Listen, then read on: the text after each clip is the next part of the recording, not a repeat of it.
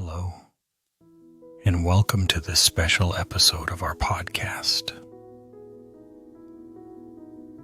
Today, we're going to talk about something that truly matters for teens, parents, teachers, and anyone who cares about young people: mental health awareness. Mental health is a big part of life for every teenager, yet it's not always easy to talk about. Maybe it feels embarrassing or even a little scary. Sometimes we just don't have the words for it, or we worry that people won't understand. But here's the truth. Everyone has mental health, just like everyone has physical health. Some days are better than others, and sometimes things can feel heavy for reasons we can't always explain. That's why starting conversations, learning more, and showing support is so important. Not just for ourselves, but for the people we care about. In today's episode, we'll gently walk through what mental health and mental illness really mean, why it matters so much for teenagers, how to recognize signs in ourselves and others, and what we can do step by step to support mental well-being, both for ourselves and for those around us. So let's take a deep breath together, let go of judgment, and begin. What is a mental illness? Mental illness describes a wide range of conditions that affect the way a person thinks, feels, behaves, or relates to others. These conditions aren't anyone's fault. They can happen to anyone, at any age, in any family. No matter how strong or talented or smart they might seem on the outside. Mental illnesses are common. In fact, it's estimated that 1 in 5 teens will experience a mental health problem each year. Sometimes people think mental illness is something rare or dramatic, but it can look like a lot of different things. Depression, for example, isn't just sadness. It can show up as feeling empty, tired all the time, losing interest in favorite activities, or even physical aches and pains. You might notice you're crying more, getting irritable, or just wanting to be alone. Anxiety can be more than worrying before a big test or game. It can cause a racing heart, trouble sleeping, sweaty palms, or a constant sense that something bad is about to happen. Some teens may experience panic attacks, sudden feelings of fear that come out of nowhere and feel overwhelming. There are eating disorders too, like anorexia, bulimia, or binge eating disorder. These conditions involve unhealthy patterns around food, body image, and self-worth. They can be hard to talk about, but they are real and serious. Other mental health challenges include obsessive compulsive disorder, where repetitive thoughts and actions take over daily life, or attention deficit hyperactivity disorder, ADHD, which affects focus and impulse control. No matter what form it takes, mental illness is not a weakness. It's not something you can simply snap out of. Like any illness, it often needs support, care, and sometimes professional treatment. And always remember, mental illness is not a choice, but recovery and reaching out for help are. Why is mental health important, especially for teens? The teenage years are a time of massive changes. Physically, emotionally, and socially, your brain is still growing. Hormones are changing. Friendships and relationships become more important and sometimes more complicated. There's pressure from school, expectations from family, and the non-stop stream of images and messages from social media. All of this can be exciting, but it can also feel overwhelming. Mental health is the foundation for how you cope with stress, solve problems, build confidence, relate to others, and make choices about your future. When your mental health is strong, you're better able to enjoy life, overcome challenges, and recover from setbacks. But when mental health is struggling, even simple things like getting up for school, finishing homework, or texting back a friend can feel impossible. You might notice yourself withdrawing, losing interest in things, or feeling like you just can't keep up. Let's take a closer look at what this can feel like for a teenager. Imagine a student who used to love art class, always doodling in the margins and staying late to work on projects. Over a few weeks, the sketchbook stays closed. The joy is gone. It's not just boredom. It's a fog that won't lift, and no amount of trying seems to help. Or think about a teen who loved hanging out with friends, but now makes excuses to stay home. Maybe there's a tight feeling in the chest before every social event, racing thoughts before sleep, and worries that just won't stop. All of these are signs that mental health might need extra care and attention. And this is so common. According to the World Health Organization, about 1 in 7 teenagers worldwide is living with a diagnosed mental health disorder at any given moment. Unfortunately, too many teens suffer in silence. Some are afraid of being judged or don't know who to trust. Others believe they should tough it out or just get over it. But mental health challenges are nothing to be ashamed of, and support is always possible. Questions to ask yourself to recognize your own mental health challenges. Self-awareness is a powerful tool.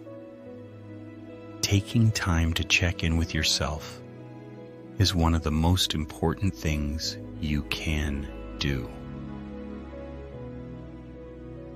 Here are some questions to help you recognize if you might be facing a mental health challenge. Have I felt really sad, empty, or hopeless almost every day for more than 2 weeks? Do I feel tired even after sleeping? Or have I lost energy for things I used to enjoy? Have I stopped caring about things that once made me happy, like music, sports, or friends? Is it much harder to concentrate or remember things at school? Have I noticed changes in how much I eat or sleep?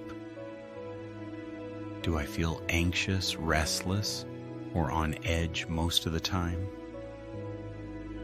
Am I using food, social media, or even substances to try to escape my feelings? Have I thought about hurting myself or wishing I could disappear? Do I feel alone or misunderstood even when I'm with others? If you recognize several of these in yourself, or if these feelings don't go away, it may be a sign that your mental health needs attention. There's nothing wrong with needing support. In fact, reaching out is a sign of courage. Ups and downs are a normal part of life.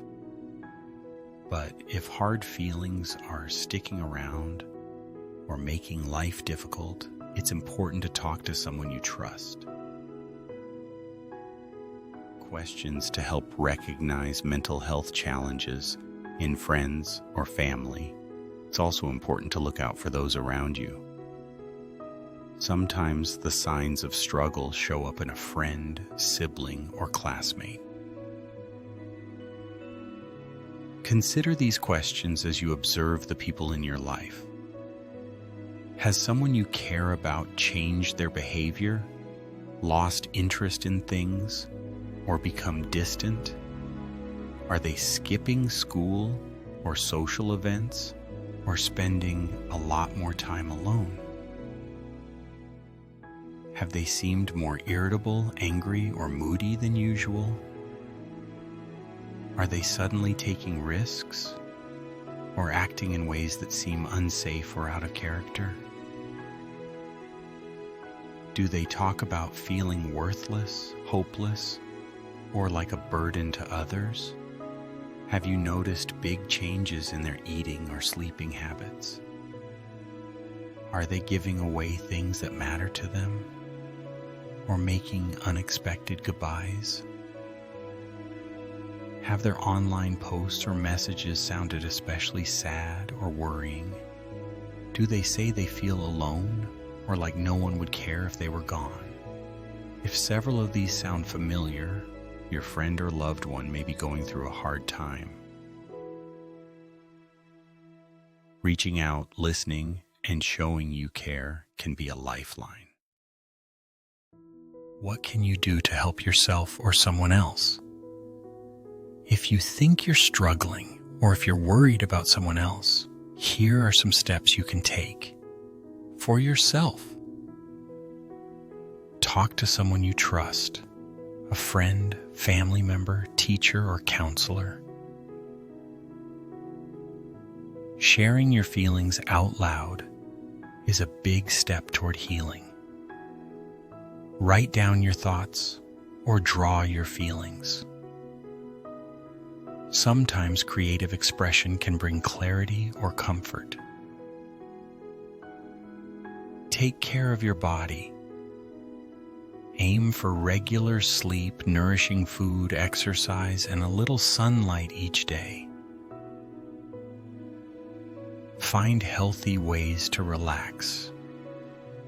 Listening to music, walking, practicing deep breathing, or spending time in nature. Remember, it's okay to seek professional help. Counselors, psychologists, and mental health hotlines are there for you. Therapy can be helpful, even if you're not sure what's wrong. Celebrate small steps. Getting out of bed, taking a shower, sending a message to a friend. All of these are victories. For someone else, reach out with care. A simple message like, "I've noticed you've been quiet lately. I'm here for you. If you want to talk," can make a difference. Be a good listener. Sometimes people just need to know they're not alone. Encourage talking to an adult or a professional. Offer to go with them or help them find resources. Be patient and don't judge. Healing takes time, and everyone's journey is different. If you're worried about self-harm or suicide, take it seriously. Get help from a trusted adult, counselor, or call a mental health hotline. Your action could save a life. You might notice a friend pulling away from your group or a sibling who stopped laughing at jokes. Reaching out can feel awkward, but you don't have to have all the answers. Just showing you care, inviting them to spend time together or sitting with them in silence can open the door to healing. Sometimes a teacher, coach, or school counselor can also be a source of support. It's okay to ask for help, even if you're not sure what to say. Mental health isn't just an individual issue, it's something we build together as families, schools, and communities. Families can support teens by listening without judgment, keeping communication open, and encouraging healthy routines. It's important for parents and guardians to educate themselves about mental health, to watch for changes, and to let young people know it's safe to ask for help. Schools can help by making mental health part of the conversation, not just a one-time topic, but a regular part of health education. Some schools offer counseling services or have wellness rooms where students can take a break and regroup. Communities can host support groups, create safe places for teens to connect, and make sure resources are easy to find. Even small steps like putting up posters about mental health hotlines or organizing events that celebrate self-care can make a difference. Social media, while sometimes overwhelming, can also be a place to share positive messages, connect with support, or learn from others' experiences. But it's okay to take breaks from social media when it feels too much. Taking care of your mental health is an ongoing journey. Here are some healthy coping skills you can try, whether you're feeling down or just want to build resilience. Practice gratitude.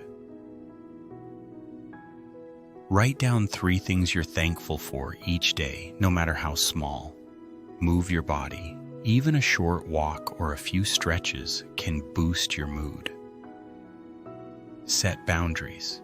It's okay to say no to things or people that drain your energy.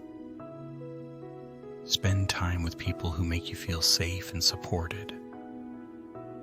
Try mindfulness or meditation to calm your mind. Allow yourself to rest and recharge. It's not lazy, it's necessary. Focus on progress, not perfection. Sometimes, self-care is simply being gentle with yourself. On hard days, if you didn't finish your homework, if you made a mistake, if you cried, that's okay. Tomorrow is a new day. If you're listening and recognize some of these feelings or challenges in yourself, please know you are not alone. There is help, and things can get better. Mental health struggles are common, and many people who seek help go on to live happy, fulfilling lives. If you're supporting someone else, your care matters more than you know. Small acts of kindness, asking someone to join you for a walk, sending a message to check in, or just sitting quietly together can be the start of healing. Let's work together to break the stigma around mental health.